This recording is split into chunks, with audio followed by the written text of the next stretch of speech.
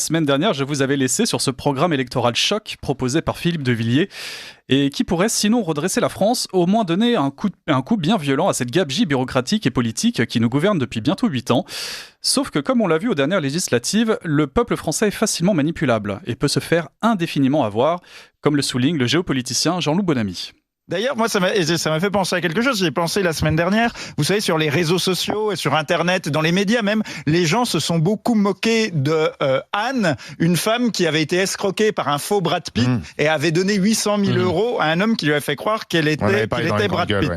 Et moi, ça m'a beaucoup fait rire parce qu'on s'est moqué de cette pauvre femme, on rigole de cette brave dame, mais il y a quand même des millions de Français qui se sont fait escroquer par un faux Mozart de la finance qui leur a laissé 3 000 milliards de dettes, pas 800 000 euros comme Anne, 3 000 milliards de dettes escroquées par, je cite, le Mozart de la finance qui se présentait comme tel. Bon. Et en plus de nous manipuler, ce pouvoir s'est permis des choses absolument scandaleuses selon 2 journalistes du Monde qui viennent de publier une enquête accablante sur le Covid et qui racontent comment Macron et son équipe ont tenté de bloquer toutes les investigations qui pourraient leur nuire. Dans votre livre, on apprend que l'Élysée a essayé de bloquer les enquêtes. Oui, a essayé de court-circuiter les juges. Il y a une note d'ailleurs qui est tout ce qu'il y a de plus officiel, quoi. Et même des SMS, vous parlez des SMS. Alors, comment ils ont essayé de bloquer ? Il y a plusieurs notes et il y a plusieurs. On met à jour plusieurs tentatives d'obstruction du travail des magistrats. D'abord, avec une conseillère de justice de l'Élysée qui va briefer les collaborateurs d'Emmanuel Macron, puisque lui-même, étant protégé par l'immunité, ne peut pas être entendu par les juges, mais en revanche, ses collaborateurs peuvent l'être et ça se comprend. Eh bien, on va leur faire réciter un texte, en fait. On va leur faire apprendre quasiment par cœur un texte. D'ailleurs, on publie des extraits des différentes auditions. C'est les mêmes, c'est des copier-coller. On récite un texte plutôt que de dire éventuellement la vérité, ce qui aurait pu être intéressant. Mais il y a encore plus choquant, c'est qu'on révèle comment le président de l'Assemblée nationale, qui est normalement quand même totalement indépendant en vertu de la séparation des pouvoirs de l'exécutif, a vu son texte modifié par l'Élysée, le texte qu'il devait remettre au juge, c'est-à-dire sa réponse au juge, sa réponse officielle au juge d'instruction. Eh bien, c'était qui, Richard Ferrand ? Oui, Richard Ferrand. Sa copie a été réécrite par l'Élysée pour être dans les clous et donner une version qui corresponde aux vœux d'Emmanuel Macron. Et le vidéaste Juste Milieu est revenu sur le contenu de ce bouquin qui semble explosif, mais pointe la léthargie du peuple français qui laisse tout passer. On va agiter devant vous ce qui devrait créer une révolution et vous n'avez rien fait. Vous n'allez rien faire parce que vous êtes des clébards. Vous êtes des clébards, vous ne prenez même pas la peine de lire les preuves qu'on vous met sous les yeux. Et c'est ce que je voulais faire, les amis. Je voulais faire cette vidéo le plus vite possible pour vous montrer qu'ils nous mettent les preuves sous les yeux. Tout est là, tout est là. Les partis d'opposition peuvent lire ça et peuvent saisir, peuvent faire des procédures en destitution. Et ils ne le feront pas. Ils ne le feront pas. Et c'est pour ça que des guignols comme moi sont là pour vous dire, ils nous mettent les preuves sous les yeux, je vais perdre mon temps, je vais les lire et je vais vous les raconter. Pour expliquer que de Mélenchon à Le Pen, si rien n'est fait malgré ça, c'est que ce sont des ordures. Ce sont des escrocs, en fait. Tout bonnement. Parce que ça vaut une procédure en destitution. Un président de la République qui a donné des éléments de langage à des gens qui devaient témoigner sous serment concernant le Covid, pour cacher des choses. Qu'est-ce que vous voulez de plus ? Donc désormais, une fois de plus, j'attends de nos partis d'opposition, quels qu'ils soient, de l'extrême gauche à l'extrême droite, je tirerai mon chapeau, j'en parlerai dans Juste Milieu, et j'applaudirai le moindre représentant politique qui s'engagera dans cette démarche de visibiliser ça et de dire nous devons virer ces ordures qui sont au pouvoir. Et s'ils ne le font pas, c'est de la complicité. Et en plus de nous manipuler et de tenter de se protéger, cet État obèse s'octroie des privilèges dignes de la noblesse d'avant la Révolution. Des privilèges listés par le journaliste Marc Menant sur CNews, qui commence par pointer ceux des anciens présidents de la République. Le président de la République, une fois qu'il perd ses fonctions, il gardera un secrétariat pendant 5 ans, 7 personnes. Au bout de 5 ans, c'est 3 personnes. À vie, ça sera un chauffeur, une voiture. Il aura également un appartement d'au moins 80 mètres carrés et de façon organique ou logique d'entraînement, il devient membre du Conseil constitutionnel à 13 500 € par mois. Alors, il n'est pas obligé de siéger et à ce moment-là, il ne le touche pas. Et vous vous rendez compte de tous ces avantages. Et Marc Menant continue en listant cette fois les avantages des anciens premiers ministres. Alors les premiers ministres, on est dans cette logique-là. Les premiers ministres, pendant des années, continuent à avoir toute une organisation, un secrétariat, un agent qui les accompagne, et à vie. Alors jusqu'à 67 ans. À partir de 67 ans, ils n'ont plus ces avantages-là. En revanche, passé 67 ans, on garde la voiture, on vous paye le carburant, on vous paye l'assurance, on vous paye l'entretien et le chauffeur. Mais il n'y a pas que les premiers ministres. Vous avez également les ministres de la Défense, le ministre de l'Intérieur et le ministre des Affaires étrangères. Vous vous rendez compte de cette folie qui consiste parce que pendant un certain temps, soit vous êtes engagé pour le pays, soit vous avez dépensé une énergie fabuleuse, mais néanmoins, vous jouissez d'avantages colossaux. Et le dernier point, M. Cazeneuve, l'année dernière, entre 2023, il a coûté à l'État 201 387 €. Monsieur De Villepin, 197 540 €. Monsieur Raffarin, 160 576 €. Et alors, Madame Édith Cresson, elle continue toujours à avoir des avantages de ses fonctions, alors qu'elle n'a pas été Premier ministre très longtemps.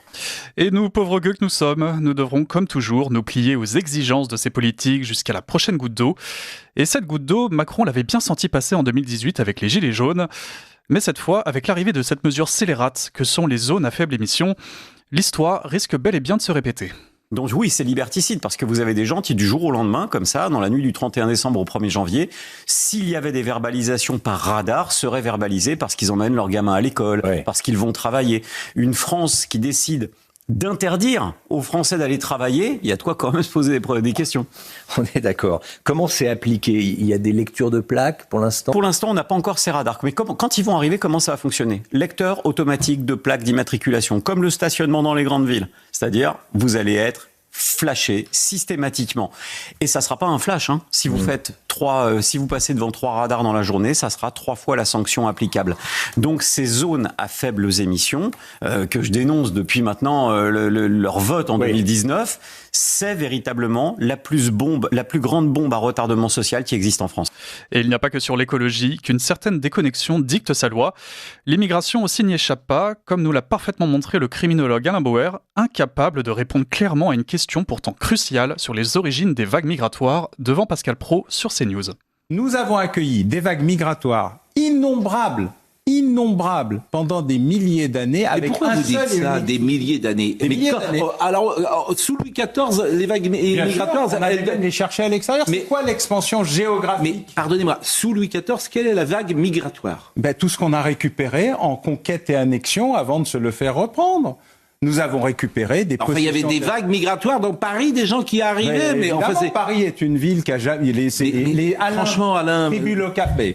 Pardon, hein. Vous êtes en général extrêmement cultivé, précis et documenté. Mais dites-moi au XVIIIe siècle où les gens arrivent. Mais à Paris, à Lyon et à Marseille. Non, mais quelles vagues migratoires viennent d'où ? Mais elles viennent de partout, puisque mais d'où nous occupons les Antilles. Nous occupons... Il n'y a pas de Noirs dans la société française au XVIIe siècle. On est sur la période de l'esclavage. Enfin, ils vont quand même pas... Ce sont des esclaves. Enfin, ils vont pas venir d'eux-mêmes. Enfin, ils sont transportés ici au titre de l'esclavage. Qui vous dit qu'ils sont volontaires ? Non, mais vous dites des vagues. Vous comparez des milliers en plus. Pardonnez-moi, déjà, il y a la même religion, ce qui est quand même une différence fondamentale. Pas toujours. Je vous rappelle qu'on a un petit sujet protestant dans ce pays quand même. Oui, on a eu un sujet cathare. En fait, c'est pour ça qu'en fait on y arrive. Mais c'est pas du relativisme. Ça s'appelle. Mais ce discours-là, en fait, c'est ce discours-là qui fait qu'aujourd'hui on en est là. Et autre exemple de déconnexion sur RTL, Yves Calvi a tenté de nous ressortir cette fable des métiers que les Français ne voudraient plus faire, comme éboueur, ouvrier ou plongiste. Heureusement, Sarah Knafo était là pour le recadrer. Qui va remplacer tout le travail qu'ils font, par exemple, dans notre pays. À chaque fois que j'entre dans un restaurant, la moitié du personnel qui est en cuisine, je ne sais pas s'il est déclaré, mais en tout cas, il n'est certainement pas français et il est venu chercher du travail que nous ne faisons plus. Si je puis me permettre, Monsieur Calvi, vous n'allez au restaurant qu'à Paris parce que je vous invite à aller au restaurant dans d'autres villes de France et vous y verrez que les Français font tout à fait ce travail. Il ne faut pas mépriser les Français, vous savez, en faisant croire que ce seraient des fainéants indignes des tâches qu'on devrait donner qu'à des immigrés. C'est pas vrai. Vous n'allez pas me dire qu'il n'y avait pas de restaurant français avant qu'il y ait une immigration incontrôlée et massive. Dans les années 60, vous pensez que les restaurants ne tournaient pas en France? Et dans le bâtiment, vous n'avez pas l'impression que la présence des Français est assez faible? Donc on a construit la France depuis 10 siècles uniquement avec les immigrés. Avant, on ne savait pas faire le bâtiment. Notre-Dame de Paris, c'est des Marocains et des Algériens qui l'ont construit. Vous pensez qu'on a construit comment notre pays? Comment on a construit nos routes? C'est uniquement des immigrés qui sont venus faire ça? Et quand cette élite qui se croit tout permis est contredite par une figure comme Donald Trump, elle répond par la censure, ou ce qu'on appelle en Belgique le cordon sanitaire. La preuve en direct avec la patronne de la RTBF qui diffuse son discours en différé de peur de banaliser des propos d'extrême droite. Alors on a constaté à plusieurs reprises que Donald Trump a tenu des propos racistes, d'extrême droite, xénophobes, d'incitation à la haine également. Et donc nous avons décidé de diffuser ce discours avec un léger différé pour prendre tout simplement le temps de l'analyse du décryptage. Et c'est une pratique que nous appliquons déjà depuis de nombreuses années à la RTBF en Belgique francophone avec d'autres médias et que nous appelons avec un terme technique qui s'appelle le cordon sanitaire médiatique et qui nous permet tout simplement d'éviter de banaliser des propos d'extrême droite, des propos d'incitation à la haine, d'éviter de normaliser ces propos. Alors il ne s'agit certainement pas de censure. Évidemment que la RTBF ne pratique pas la censure. Et bien évidemment, cette censure à peine croyable n'a pas échappé à Philippe de Villiers. Hilarant et pathétique. Et ça, évidemment, je me souviens quand j'étais étudiant, j'avais lu Orwell. Je comprenais pas Orwell. Je me souviens, un jour, j'avais dit à mon père, il exagère, c'est n'importe quoi, ça n'arrivera jamais. Mais ça y est, on y est, les 2 minutes de la haine. Bon, la première puissance du monde, quand même. Et alors, première réflexion, c'est le commentariat officiel du Belgiquistan. Puisque la Belgique, ça y est, c'est presque réglé. L'islamisation de la Belgique, c'est presque irréversible. Donc, on voit l'ambiance. Et ensuite, il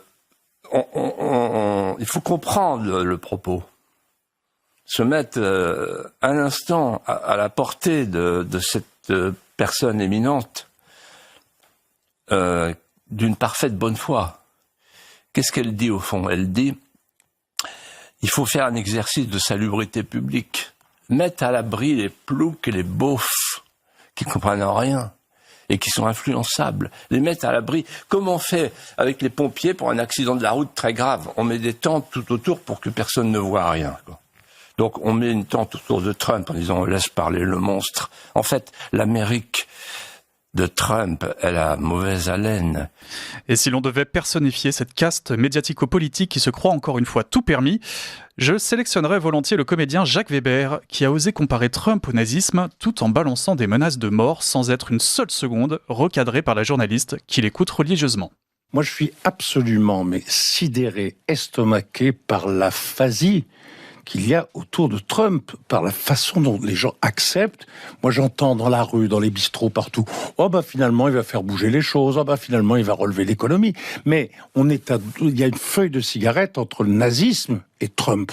Trump est une ordure absolue, un danger absolu, non seulement pour son pays, mais pour le monde entier. Mais nom de Dieu, mais réveillons-nous, il faut que le monde descende dans la rue pour sortir cet horrible individu qu'est Trump.